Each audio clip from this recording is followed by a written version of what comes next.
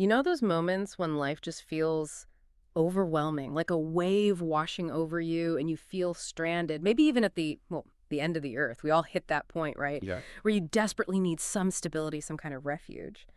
Well, today on the deep dive, we're looking for exactly that. We're diving into an ancient text, Psalm 61, that feels incredibly relevant for right now. It's this really personal, powerful prayer. And surprisingly, it holds so much wisdom for navigating, modern stress and anxiety. We're going to unpack it. That's the goal. Yeah. Yeah. Our mission here is to really distill the wisdom in this ancient prayer. We want to understand what it meant for King David back then in his context, Right. and then importantly, see how its timeless truths can genuinely strengthen your trust, your relationship with God, especially today, Yeah. finding that solid ground. Yeah. Okay, let's jump in. So Psalm 61, it's short, but wow, it's personal. It seems like it comes from King David during a really rough time, maybe exile, danger, something extreme. You can tell he's not just writing a song, he's really crying out. Oh, absolutely. The core of it just captures that raw feeling of being completely overwhelmed. He starts right off, "Hear my cry, O God, attend unto my prayer." And then, "From the end of the earth will I cry unto thee when my heart is overwhelmed." You can almost feel it, can you? That desperation, feeling isolated, pushed to the edge. Yeah. And it's striking, coming from a king, that level of vulnerability. And right from that low point, he makes this plea, "Lead me to the rock that is higher than I." Yeah. It's not just asking for a little help. It's a cry for stability, for safety, something totally beyond his own power. Beyond human reach. Exactly. Yeah. Beyond what any person or strategy could provide, it's about leaning on the divine. And what's really interesting is he doesn't stay in despair. He shifts. He remembers. He anchors himself by recalling God's faithfulness in the past. He says, "For thou hast been a shelter for me and a strong tower from the enemy." Right. So that memory becomes his anchor in the present storm. Precisely. It turns the cry into, well, an act of trust based on history. And that trust kind of deepens into this real longing. He says he wants to abide in thy tabernacle forever and trust in the covert of thy wings. This sounds like more than just temporary safety. Oh, much more. It's about wanting intimacy with God, wanting to live in his presence, under his protection, like constantly. Yeah. And then the psalm wraps up with confidence. David's sure God will protect him, remembers God heard his promises, his vows, and he commits to keep praising God, keep fulfilling his end of the bargain, basically.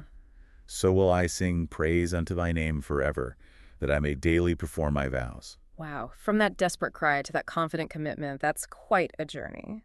But thinking about David, the king, being so open about feeling overwhelmed, that kind of shatters the image of the strong stoic leader, doesn't it? What does his honesty, especially back then, tell us about real strength? It really does challenge that image.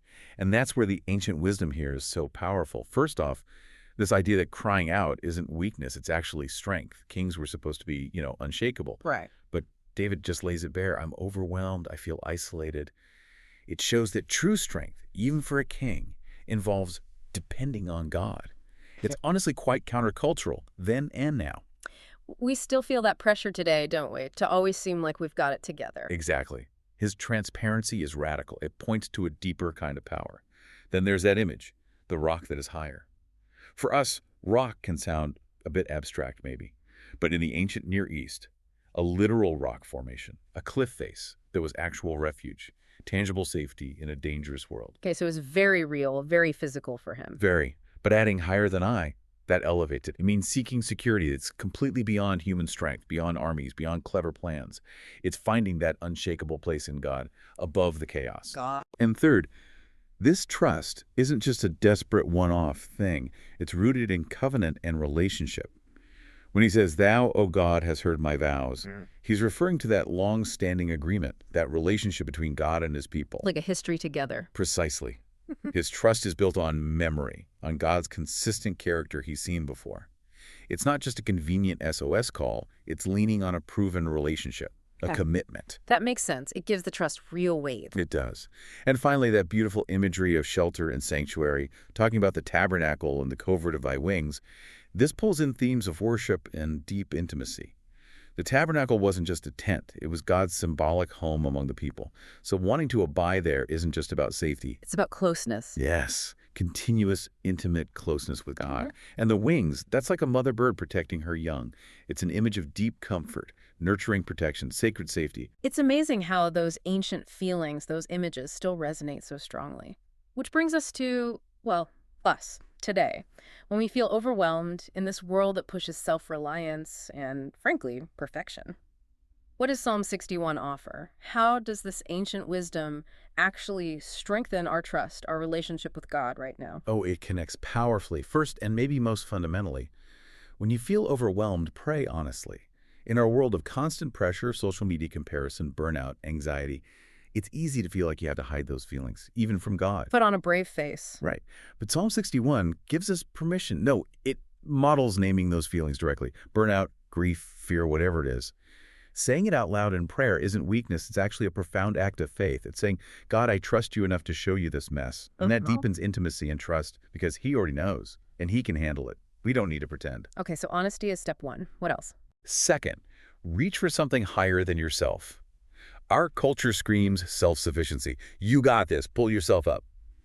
But Psalm 61 gently insists we acknowledge our limits. The rock that is higher than I is God. Choosing consciously to lean on him, to admit, I can't do this alone, that grounds us beyond our own smarts or strength. It's like admitting need. Exactly. It fosters dependence, trust, and frees us from that impossible burden of having to be everything. It shifts our reliance from self to God, strengthening that relationship. Third, and this is super practical, build on what you know about God. Just like David looked back, we can too. When you're facing the unknown, anchor your trust in your past experiences of God's faithfulness. Maybe it was a time he provided unexpectedly, or gave you peace you couldn't explain, or guided you through a tough collision. Remembering those specific times. Yes, memory becomes a spiritual practice. Recalling his track record in your own life reinforces his character and builds your confidence to trust him for what's next. It solidifies that trust relationship. Fourth, live with integrity and commit to your values. David ends by vowing to praise and keep his promises. That applies to us too. Our commitments to God matter. Honoring our word, staying grateful even when it's hard, serving faithfully. These things build a stronger, more reliable relationship. Like showing up for the relationship. Exactly. It demonstrates our trust isn't just for emergencies, but it's a steady commitment, mirroring his commitment to us. It makes the covenant real in daily life. And finally, seek shelter, not just solutions. We're often quick to fix, to strategize. But sometimes what we need most isn't a plan, but a safe place. David's longing for the tabernacle reminds us to prioritize spiritual refuge. What does that look like today? It could be consistent prayer, finding real support in a faith community, maybe spiritual practices that guard your peace, things that deepen your sense of being safe and close to God. Prioritizing that feeling of shelter, of belonging with him, builds incredible security in the relationship, knowing he's your ultimate safe haven. Wow. It really is incredible. A prayer from so long ago, born from such struggle, offering such a clear path for us today. When our hearts are full, strength feels low. Psalm 61 really guides us toward strengthening that relationship with God through honesty and trust. Absolutely. You could say Psalm 61 is a model, really, for how to handle those times when you feel too full, too weak, too short on resources. It teaches vulnerability with God, leaning on higher ground, staying true to your commitments, even under pressure. This is just a powerful blueprint for spiritual resilience. So, as you listening reflect on this deep dive into Psalm 61, what really stands out to you from David's journey? How might you apply some of this in your own life, starting today, to strengthen your trust and relationship with God?